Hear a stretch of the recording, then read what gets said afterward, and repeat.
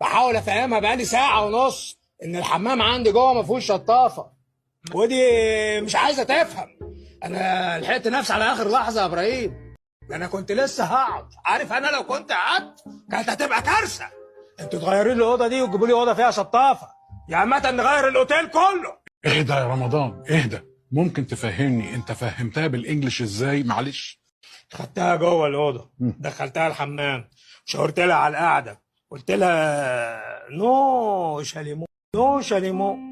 قعدت تضحك اهي، وبساعتها عماله تضحك كده وتقول لي دونت درينك فروم هير. هو انا حمار يعني عشان اشرب من القعده؟ بص يا ابراهيم، انا عايز شطافه. اي نيد شاليمو، اي نيد شاليمو. شفت بقى بتضحك؟ خد انت يا بنت اللذينه. اهدى، هي معاها حق. انت هتيجي مع الاجانب على ابن بلدك ابن حتتك؟ انت حتتك ايه دلوقتي؟ انت هتعمل لي فيها محمد فؤاد؟ اولا شاليمو يعني شفاطه مش شطافه. وحياة ابوك. او النعمه.